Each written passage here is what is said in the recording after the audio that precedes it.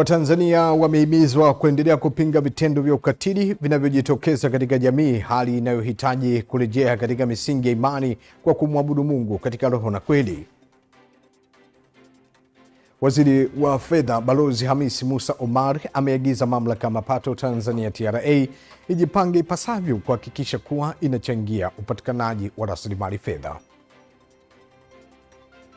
Jeshi la polisi mkoa wa Mara limewataka viongozi wa baraza la wanawake wa Chama cha Demokrasia na Maendeleo Chadema BAWACHA kusitisha mpango wao wa kufanya maadhimisho ya siku ya wanawake duniani Machi 8, 2026 mjini Msoma. Na katika habari za kimataifa, kiongozi mkuu wa Irani Ayatollah Ali Khamenei ameuawa katika mashambulizi ya pamoja ya Marekani na Israeli, hatua inayositisha mustakabali wa Jamhuri ya Kiislamu na kuibua hofu ya vita vikubwa. Na mtazamaji, ni wakati mwingine tena tunakutana hapa katika Upendo TV Habari. Mimi jina langu ni Francisco Nongoro, nitakaye kusomea hapa habari za kitaifa, lakini pia kutoka mataifa mbalimbali. Utabiri wa hali ya hewa utakuja kutoka mamlaka ya hali ya hewa nchini Tanzania, TMA. Basi na kukumbusha, tunapatikana pia kwenye kurasa za mitandao ya kijamii kama Upendo Media. Karibu. Tuanzie basi katika mkoa wa Morogoro katika habari za kitaifa.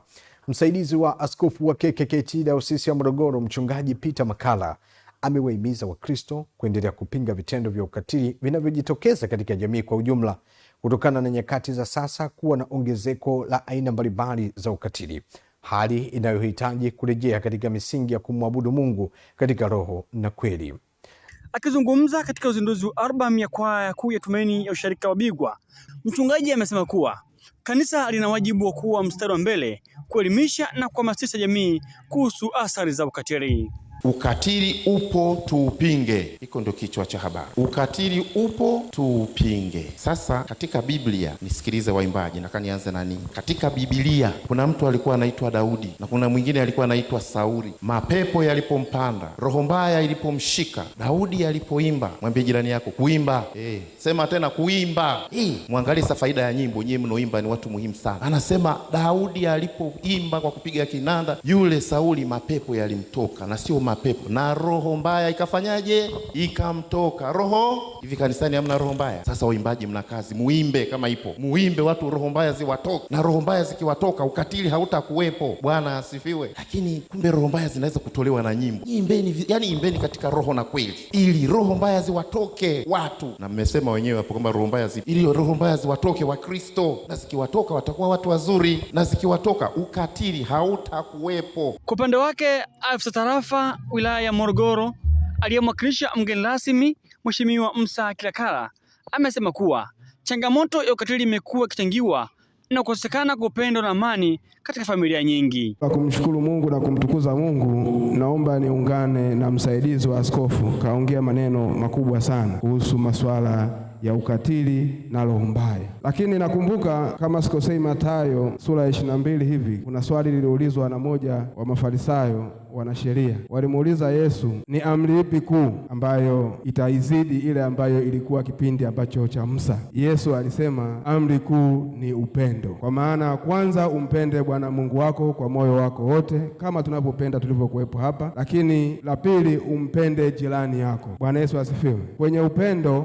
hakuna chuki, kwenye upendo hakuna kudharauliana, kwenye upendo hakuna kuoneana, kwenye upendo kuna haki, kwenye upendo kuna kuvumiliana. Msaidizi wa askofu, sasa hivi tuna changamoto kubwa sana kwenye familia zetu. Familia nyingi zinavunjika na watoto wanalelewa katika misingi ambayo sio mizuri, kwa sababu upendo wa kweli umeondoka. Wale wanaotarajia kuingia kwenye ndoa na sisi ambao tuko kwenye ndoa, tupambane kuzilinda ndoa zetu. Naye mwenyekiti wa kwaya kuu ya KKKT Usharika wa Bigwa amewahimiza vijana kuwa na bidii katika kazi na kuendelea kumtumikia Mungu kwa uaminifu. Ushauri wangu mimi kwa vijana leo hii, ninapenda kuwashauri vijana kwanza wajitume katika kazi. Vijana waache uvivu. Vijana wawe nguvu kazi ya taifa na ya kanisa pia, kwa sababu kanisa linategemea vijana na serikali inategemea vijana. Tunaomba vijana wajitume sana katika kufanya majukumu ya usuyo imani ndani ya kanisa, ili waweze kuwatoa elimu hata kwa vijana wengine, ili waweze kurudi na kumtumikia Mungu vizuri. Katika kufanya hivyo tunajenga taifa linalomheshimu Mungu. Lengo kubwa la kanisa pia ni kuwakomboa watu kutoka umaskini wa kimwili, kiroho, kiuchumi na kijamii. Kutoka mkoani Morogoro, Pasco Eliasi, Upendo TV, amani kwa wote. Na sasa tuelekee mkoani Dar es Salaam. Waziri wa Fedha Balozi Khamis Musa Omari ameagiza Mamlaka ya Mapato Tanzania TRA kujipanga ipasavyo kuhakikisha kuwa inachangia upatikanaji wa rasilimali fedha kwa ajili ya kufanikisha utekelezaji wa Dira ya Maendeleo ya Taifa ya 2050 ambayo imeainisha kuwa na uwiano wa pato la taifa wa shilingi trilioni 1 ifikapo mwaka 2050. Amesema hayo alipokutana na kuzungumza na bodi ya wakurugenzi na management ya TRA wakati wa ziara yake ya kikazi katika mamlaka hiyo, ikiwa ni mara yake ya kwanza tangu ateuliwe, ambapo ameitaka Tanzania kufikisha uwiano wa pato la taifa wa dola za Marekani bilioni 90 hadi kufikia mwaka 2025. Swala la kutotolewa EFDs, wafanya biashara kutotaka kulipa kodi kwa hiari, pamoja na kwamba tumepunguza gap hiyo ya 26% mpaka kufikia 15, lakini bado ni jambo ambalo limedumu kwa muda mrefu kidogo, na hapa papobakia tunahitaji napo kwenda kupa address. Tulizungumza kidogo upande wa wenzetu wa forodha, bado ukiongea na jamii huku unasikia kuna dumping ya transit goods. Ni jambo ambalo tumekuwa tukilishughulikia kwa muda mrefu, lakini inaonekana bado kumekuwa na wasiwasi kwamba bado tunao wafanyabiashara ambao sio waaminifu. Wanasema wanapitisha tu bidhaa za kwenda nchi jirani, lakini baadaye wanaziacha hapa nchini ili waweze kuepa ushuru. Kwa hiyo ni eneo ambalo limekuwa likitumika na bado lipo. Tumezungumza mwenye Commissioner General, umezungumzia sana swala la uthamini wa bidhaa na changamoto zake. Kamishna mkuu wa Mamlaka ya Mapato Tanzania TRA Yusuf Mwenda na mwenyekiti wa bodi ya wakurugenzi TRA Uledi Abbas Musa wamemhakikishia waziri wa fedha kwamba TRA imejipanga kuchangia utekelezaji wa Dira ya Maendeleo ya Taifa ya 2050 kwa kuongeza ufanisi wa makusanyo ya forodha na kodi za ndani. Tumeanza na mfumo wa IDRAS ambao mpaka leo una siku 16, lakini so far unaenda vizuri, na ni matarajio yetu kwamba kwanza ni mfumo ambao utakuwa umekuwa interface na mifumo zaidi ya 300 na utaongeza sana upatikanaji wa taarifa, lakini pili utatenda haki ili kuweza kutoa correct assessments, lakini pia tatu utaondoa urasimu na uwezeshaji wa wafanyabiashara kuendelea na shughuli zao bila ya kufika ndani ya Mamlaka ya Mapato Tanzania. Nieleze kwamba bodi imejipanga na inaweka mkazo katika maeneo yafuatayo ya kipaumbele au kimkakati. Kwanza, tunasimamia mabadiliko ya kidijitali na uendelezaji wa TEHAMA. Tunataka mfanyabiashara kama ameagiza bidhaa yake aweze kukamilisha taratibu zile za kiforodha, hata akiwa sebuleni kwake anazungumza na vijana wake au na wajukuu zake.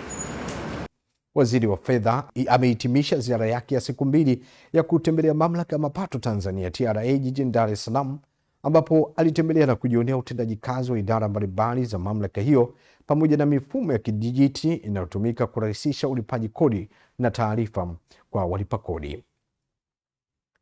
Na sasa tuelekee mkoani Mara. Jeshi la polisi mkoa wa Mara limewataka viongozi wa Baraza la Wanawake wa Chama cha Demokrasia na Maendeleo Chadema BAWACHA kusitisha mpango wao wa kufanya maadhimisho ya Siku ya Wanawake Duniani Machi 8, 2026 mjini Musoma. Akizungumza na waandishi wa habari, kamanda wa polisi katika mkoa wa Mara Pius Lutumo amedai kuwa jeshi la polisi limeridhia kuendelea kutekeleza amri ya mahakama inayokataza chama hicho kufanya shughuli za kisiasa hadi kesi ya msingi inayowakabili itakapomalizika mahakamani.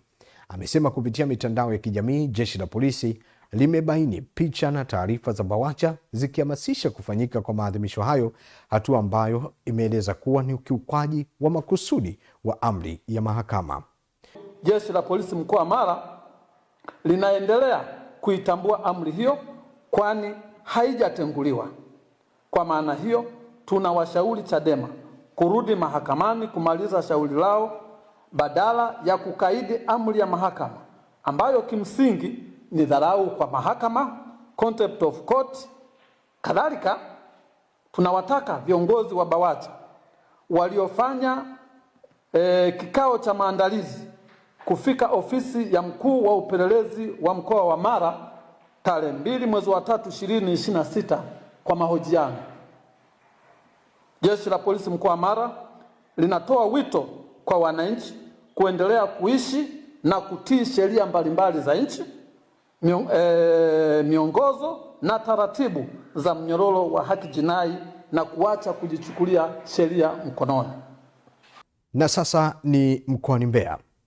Wakristo nchini humu wameombwa kuendelea kujenga utamaduni wa kupendana, kusaidiana na kuoneshana matendo ya huruma kwa jamii, hasa kwa watu wasiojiweza, huku akisisitiza kuwa imani ya kweli inapaswa kuonekana kwa vitendo.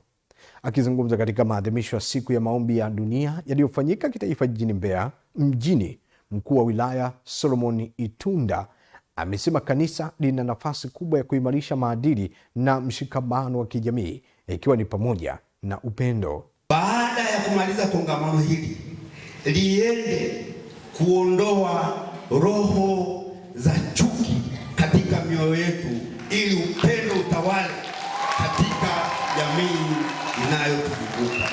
Kupitia kongamano hili, naomba litusaidie kufuata ile dini safi tulioambiwa na Yesu Kristo kwenye kitabu cha Yakobo.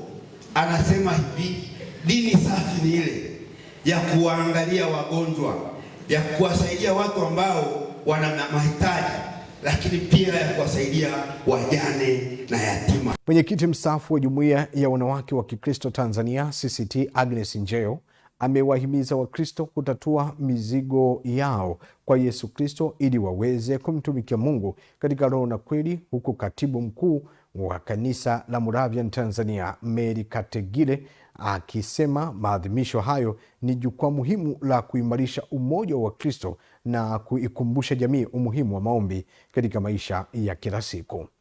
Kwetu mwenye uwezo wa kupokea ile mizigo ambayo inatajwa hapa ni Yesu peke yake. Bwana Yesu asifiwe. Na ndio maana anatoa mwaliko. Tunaadhimisha siku hii ya maombezi kwa dunia nzima.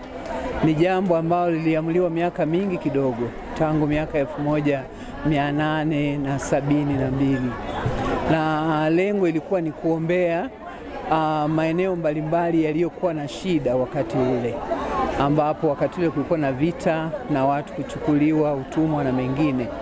Lakini kwa sasa kwa sisi hapa Tanzania tulianza kuadhimisha rasmi miaka ya 1962 na 4 mpaka na 4.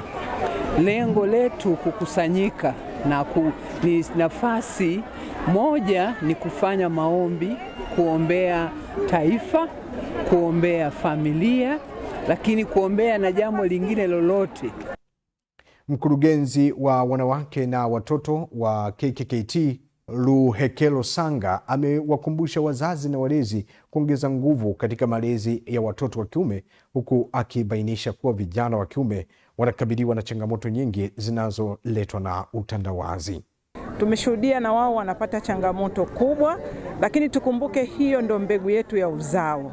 Kwa hiyo naomba tuwekeze nguvu kubwa kwa kuwalea, kwa kuwafuatilia kila wanachokifanya, kwa kuwapa pia chakula ambacho ni bora, lakini pia kwa kuzungumza nao, kujua changamoto zao, kwa kufuatilia pia maendeleo yao shuleni, maendeleo yao kwenye kazi, maendeleo yao pia kwenye biashara wanazozifanya na miradi wanaoifanya, kwa sababu wapo katika kipindi kigumu ambacho dunia, mimi naweza nikasema, imewekeza nguvu kubwa sana. Sasa sisi kanisa tuone kwa jicho la pili la Roho Mtakatifu. Kongamano hilo limewakutanisha washirika kutoka mikoa 13 na maombi hayo yameandaliwa na wanawake wa Jumuiya ya Kristo Tanzania CCT. Na sasa tuangazie mkoani Dar es Salaam, ambapo Rais Daktari Samia Suluhu Hassan amekutana na ujumbe wa taasisi ya Keep a Child Alive inayoongozwa na mwanamuziki wa Marekani Alicia Keys, ambapo wamejadili ushirikiano katika kuimarisha huduma za afya hususan kwa watoto. Katika mazungumzo hayo, rais amempongeza mkurugenzi wa Doris Mollel Foundation DMF Doris Mollel kwa ujenzi wa wodi ya watoto njiti katika hospitali ya wilaya ya Kwimba katika mkoa wa Mwanza uliotekelezwa kwa ushirikiano na taasisi hiyo ya kimataifa, ambapo wamesema hatua hiyo ni mchango mkubwa katika kupunguza vifo vya watoto wachanga na kuboresha huduma za afya ngazi ya wilaya. Kwa mujibu wa taarifa iliyotolewa na mkurugenzi wa mawasiliano ya Rais Ikulu, Bakari Machum, Rais pia alikutana na balozi wa Singapore nchini Tanzania, Douglas Fo, na kujadili namna ya kuendeleza na kuimarisha uhusiano wa kidiplomasia kati ya Tanzania na Singapore kwa manufaa ya pande zote mbili. Aidha, Rais Daktari Samia amefanya mazungumzo na katibu mkuu wa Interparliamentary Union IPU, ndugu Martin Chigong, ambapo wamejadili ushirikiano kati ya Tanzania na IPU pamoja na maandalizi ya mkutano wa 153 wa IPU unaotarajia kufanyika jijini Arusha mwezi Oktoba 2026. Baada ya mazungumzo hayo, Rais Samia ameelekea jijini Arusha kwa ajili ya kuwasili katika ziara ya kikazi. Na sasa tuangazie Geita, ambapo wazazi na walezi hasa wanawake wameaswa kuwalea watoto katika misingi yenye hofu ya Mungu ili kuepuka kuwajengea roho zenye ukatili ambao utaleta maumivu na madhara kwenye mioyo ya watu wengine pamoja na jamii kwa ujumla. Tausi Salum na taarifa zaidi kutokea huko. Ushauri huu umetolewa na mchungaji kiongozi wa KKKT DMZV ushirika wa Upendo Geita, Emmanuel Samuel Sita, wakati akihubiri katika ibada kanisani hapo. Kuna ukatili ambao unafanyika kimwili. Mtu kumpiga mwingine bila sababu, kujeruhi, kunyanyasa, ama kama nilivyosema, tumesikia wengine anamchoma mke wake na kisu, anamuua mpenzi wake, mwingine anamfanyia mambo mabaya ya kimwili. Niliona mmoja mwingine amempiga mke wake, ana alama mgongoni, fimbo mbaya. Matokeo ya ukatili kwenye jamii huleta maumivu makali na huacha alama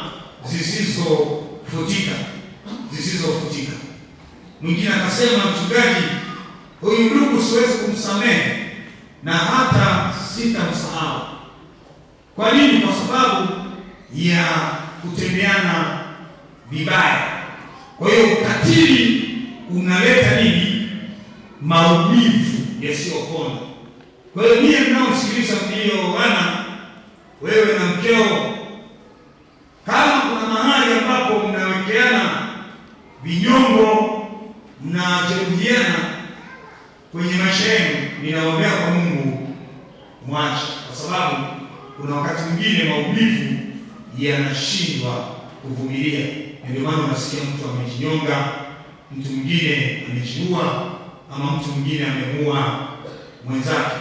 Nao baadhi ya waumini wameshukuru kwa kukumbushwa swala hilo la malezi bora kwa watoto na yenye hofu ya Mungu ambayo yataondoa ukatili wa aina mbalimbali kwenye jamii. Nimeona kwa sehemu kubwa ukatili unafanywa katika jamii unawahusu wanawake, lakini pia na sisi wanawake huwa kwa sehemu tuna ukatili. Lakini tumuombe Mungu atusaidie tuachane na ukatili, tuyafanye yaliyo mapenzi ya Mungu katika jamii, majumbani kwetu na mahali popote tutakapokuwa. Tumekumbushwa na mchungaji kuhusu swala la ukatili. Kama tunavyojua, katika nchi yetu na katika jamii yetu tunayozunguka kumekuwa na ukatili wa aina mbalimbali, ukatili kwa ajili ya watoto, ukatili wa kina mama. Lakini mchungaji ametuhimiza na ametusisitiza kwamba kila mtu afanye nafasi yake kwa ajili ya kuhakikisha tunakomesha ukatili, na tunaelimishana, kwa sababu ukatili unamwathiri kila mmoja, awe baba awe mama. Lakini pia tunapofanyika ukatili sasa kwenye ndoa, wanaobaki kwenye wakati mgumu ni watoto, kwa sababu inawezekana mama akaondoka au baba akaondoka au mmoja, wote wakaparaganyika na watoto wakabaki bila walezi. Tupinge ukatili, maana ukatili sio mzuri kwa kweli. Tunatakiwa tuwe na umoja, tupendane kama Kristo alivyotupenda. Sambamba na hilo, kanisa limeendelea kusisitizana kuchangia ujenzi wa kanisa kubwa na la kisasa ambao umeanza, ambapo muumini na mbunge wa jimbo la Hai mkoani Kilimanjaro, Saashisha Mafue, amesema kanisa hilo ni tamanio la muda mrefu, hivyo anaamini litaisha mapema.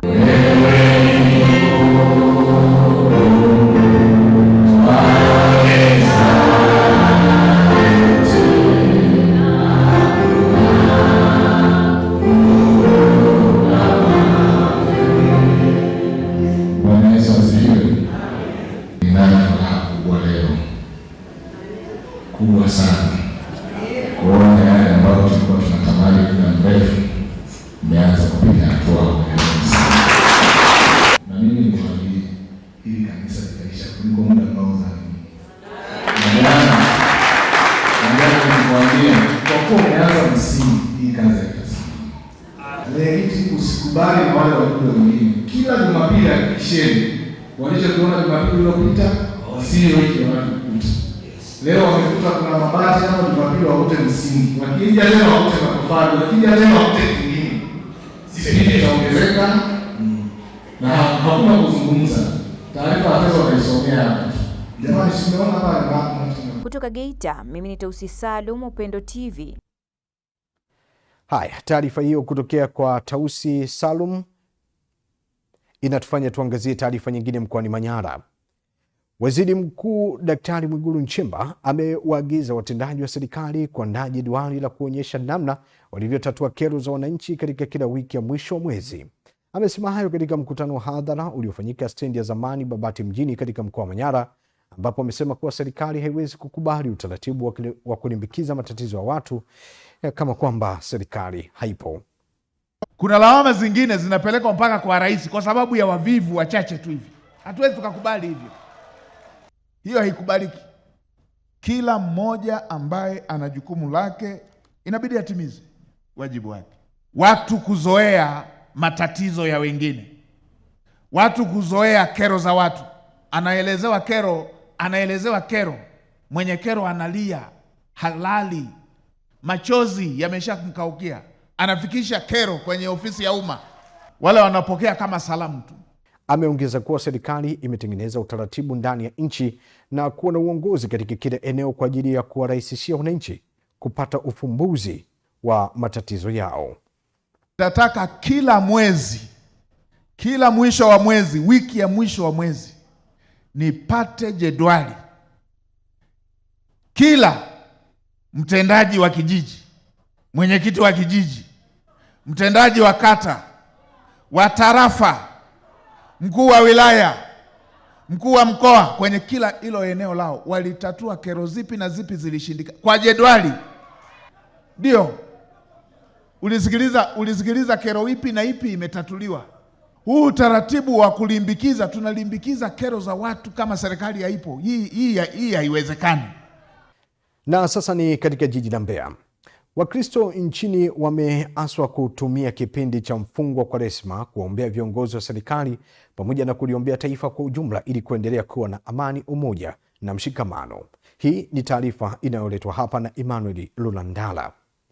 Wito huo umetolewa na mchungaji kiongozi wa kanisa la Kiinjili Kilutheri Tanzania KKKT Dayosisi ya Konde Usharika wa Bethania Mbalizi mkoani Mbeya wakati wa ibada iliyofanyika kanisani hapo juu ya umuhimu wa kipindi hiki cha mfungo. Mstari utakaotuongoza kwa ajili ya kutafakari hayo unatoka Yeremia 18. Yeremia mlango wa 18 mstari ule wa 8 tu. Mstari wa 8 tu. Tunapoomba kwa ajili ya taifa, tusiombe kwa manunguniko tukijua kwamba wale walio juu waliokalia viti, basi tukinungunika wao wanaweza wakageuka, ila sisi tukimwomba Mungu anaweza kawageuza na anaweza kageuza taifa likawa na amani. Mstari wa 8 huu unasema, ikiwa taifa lile nililolitaja litageuka na kuacha maovu yake, nitagairi nisitende mabaya yale niliyoazimia kuwatenda. Bwana Yesu asifiwe. Huu mstari utuongoze tunapoombea taifa na kuombea maisha yetu binafsi. Njoo ibada za Morning Glory, piga magoti asubuhi, omba kwa ajili ya taifa, tushirikiane hapa. Yesu asifiwe.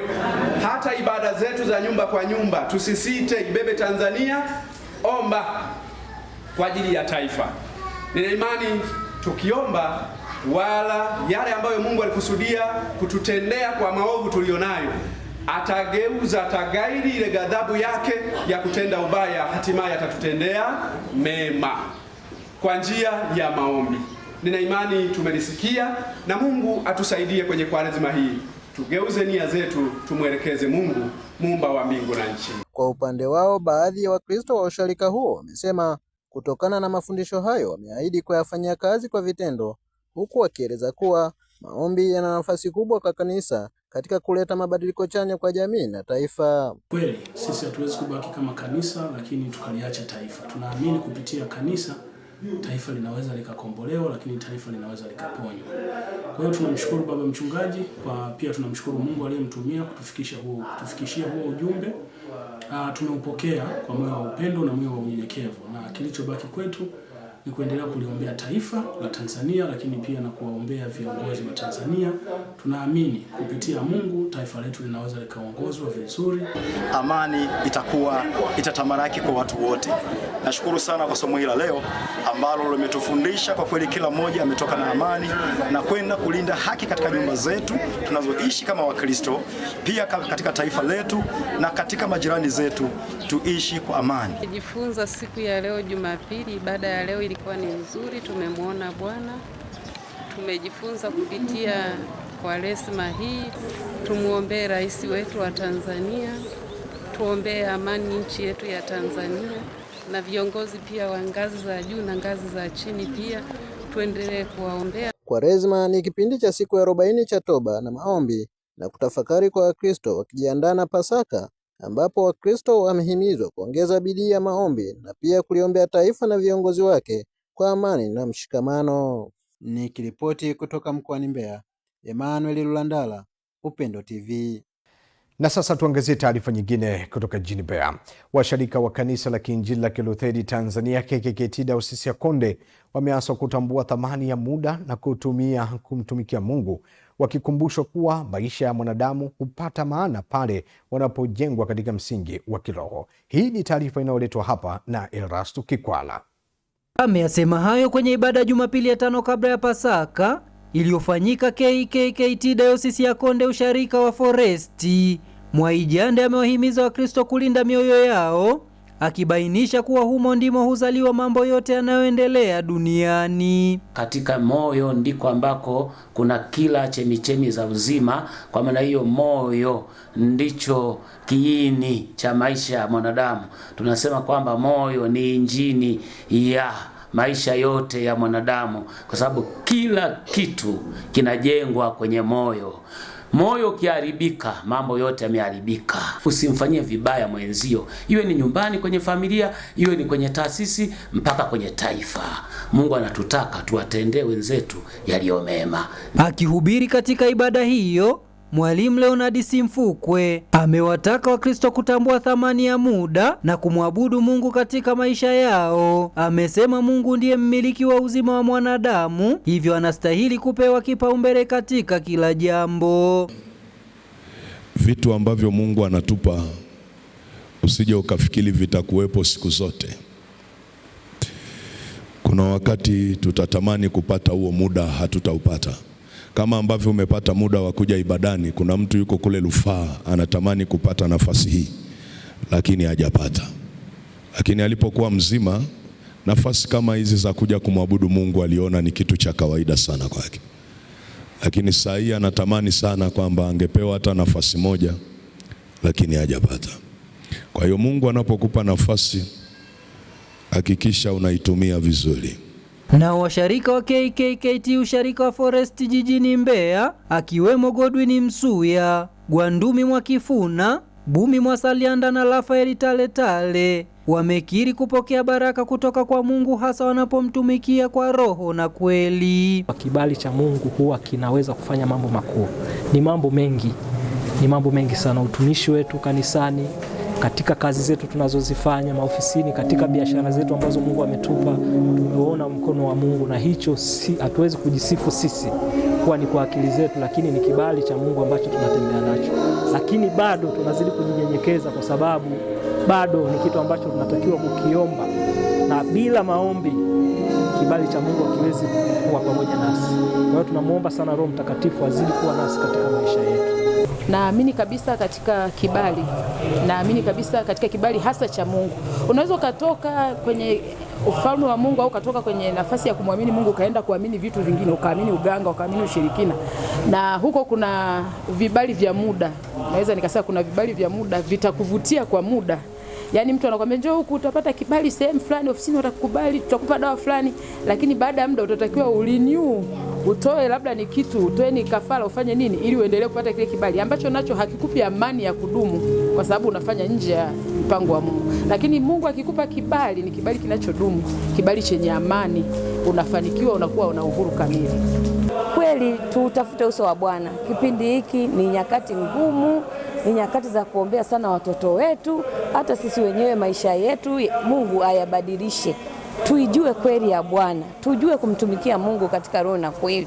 Ni lazima upate kibali cha Mungu ndani yako ili kiweze kuwasha taa za vile vitu ambavyo tumewekea ndani yetu. Kutoka hapa KKKT usharika wa Foresti Dayosisi ya Konde mkoani Mbeya, mimi ni Elasto Kikwara, Upendo TV, amani kwa wote. Haya, na hivi sasa basi tuangazie taarifa kutokea mkoani Morogoro. Watanzania wameombwa kuendelea kushirikiana katika kufanikisha mipango mbalimbali katika jamii, kanisa na taifa, huku wakimtanguliza Mungu katika zote ili kufikia malengo.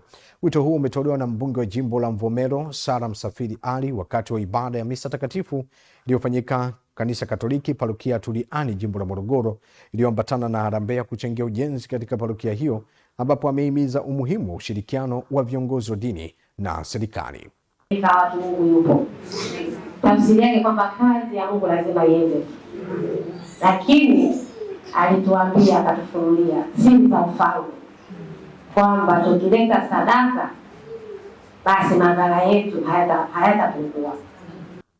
Akizungumza mara baada ya ibada, paroko wa parokia hiyo Padre Gaspar Gega amemshukuru mbunge kwa mchango wake na mifuko 100 ya saruji kwa ajili ya kukamilisha ujenzi wa kanisa unaoendelea, na kwamba msaada huo umekuja wakati mwafaka na utaongeza kasi ya kukamilika kwa jengo hilo la ibada. Sana tena sana uliyofanya kutusaidia kwanza kitendo kile cha kujibu alafu kutekeleza. Ni kama kile kitendo cha Ibrahimu kusikia, akaitwa, akatekeleza na akafanya. Na sisi tunapoongea, umeanza vyema, umetuheshimisha, umetuonyesha picha chanya kweli. Mwenyekiti wa kamati ya ujenzi wa kanisa hilo amesema kuwa hatua hiyo inaonyesha mfano wa uongozi wa vitendo unaogusa maisha ya wananchi moja kwa moja, huku baadhi ya waumini wa parokia Tuliani wakimshukuru Mungu kwa ushirikiano walionao. Na mpaka mzigo huu mama unafika kwa mazingira ya kuingia hapa kwenye kanisa hili.